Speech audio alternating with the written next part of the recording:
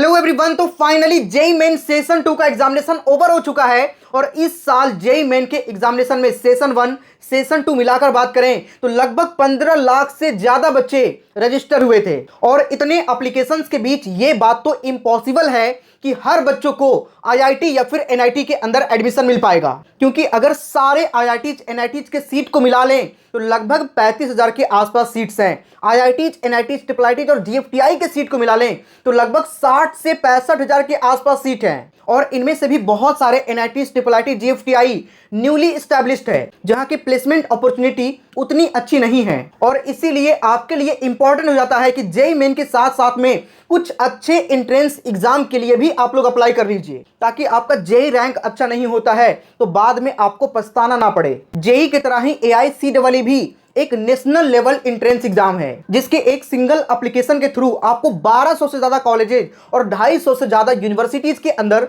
Admission मिलता है। और इसके साथ ही टॉप रैंकर को मैक्सिमम लेवल का स्कॉलरशिप यानी कि फी कंसेशन भी मिलता है। देखो, इस टाइम पे सभी इंजीनियरिंग एस्पायरेंट की एक ही प्रॉब्लम है, मल्टीपल एप्लीकेशन फॉर्म्स। मतलब एक बच्चा ओनली जेई का एग्जाम नहीं देता है, बल्कि जेई के साथ साथ में अन्य बहुत सारे कॉलेजेस के लिए एप्लीकेशन फॉर्म को फिल करता है। और अलग अलग फॉर्म को फिल करेगा तो उसके लिए अलग से एग्जाम भी देना जाना पड़ेगा।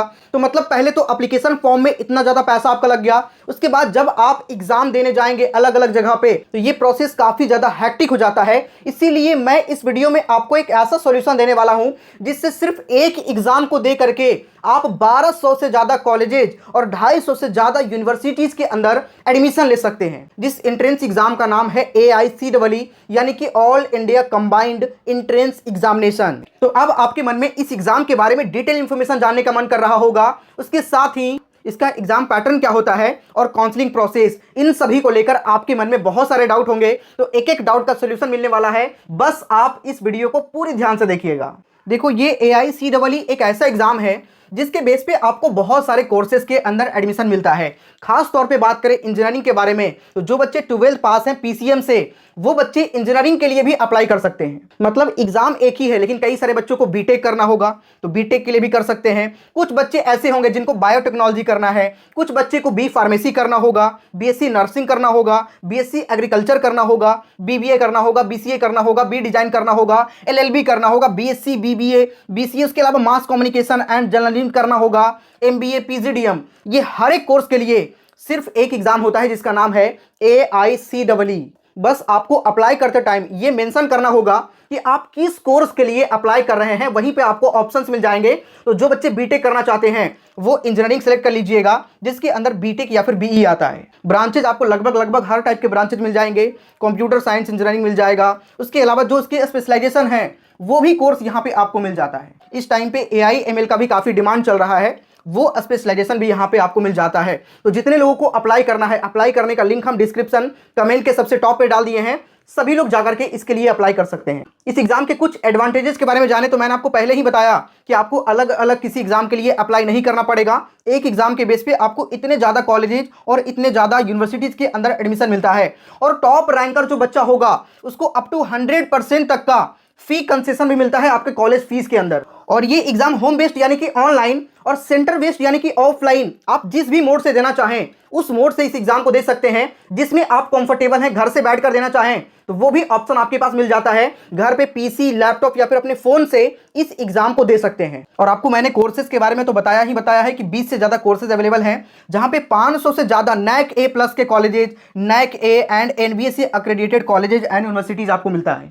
जो बच्चे होम बेस्ड यानी कि ऑनलाइन सिलेक्ट करेंगे उनके एग्जाम तो घर बैठे हो जाएगा, लेकिन जो सेंटर पे देना चाहते हैं, ऑफलाइन सिलेक्ट करते हैं, उनके लिए आप देख सकते हैं इंडिया के अंदर कई सारे ऐसे सेंटर्स हैं। जैसे बिहार की बात करें तो बिहार में भी आपको सेंटर देखने को मिलता है। बिहार के कई सारे सिटीज के अंदर पटना, मुजफ्फरपुर, गया, दरभंगा, भागलपुर, समस्तीपुर, उसके अलावा झारखंड, उड़ीसा, यूपी, एवं आप देख सकते हैं हर एक स्टेट के अंदर आपको सेंटर देखने को मिलता है।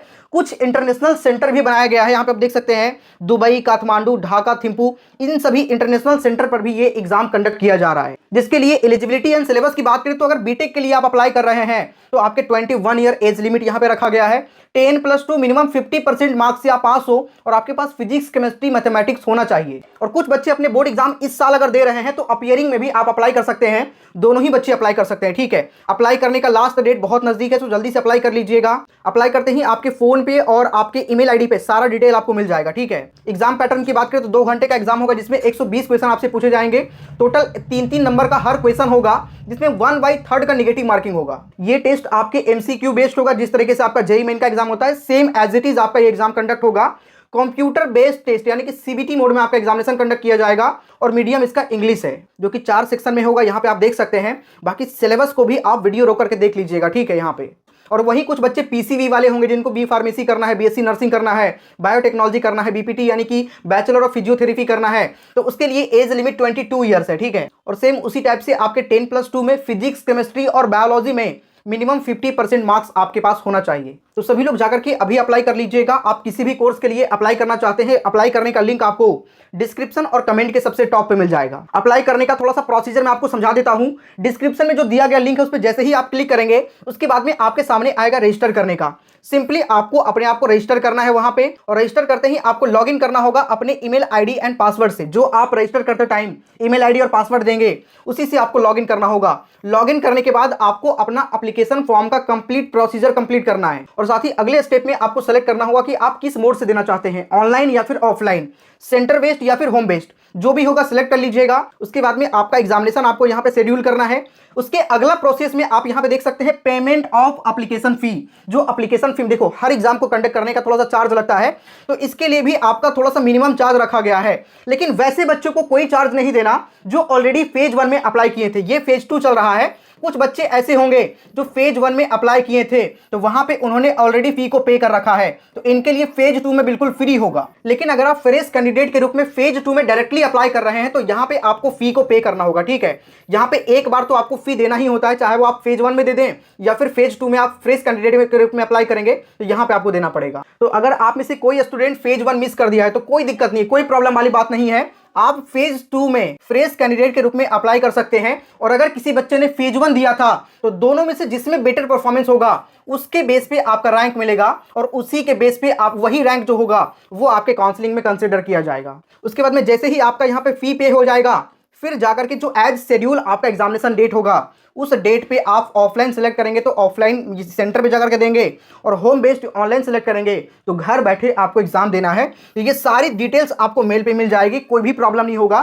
तो अप्लाई जल्दी से कर लीजिएगा। अप्लाई करने का लिंक आपको डिस्क्रिप्शन कमेंट के सबसे टॉप पे मिल जाएगा, क्योंकि इसका एप्लीकेशन फॉर्म जल्द ही क्लोज होने वाला है। सो अब बिल्कुल भी लेट मत करिए, जल्दी से जाकर के आप लोग अप्लाई कर लीजिए।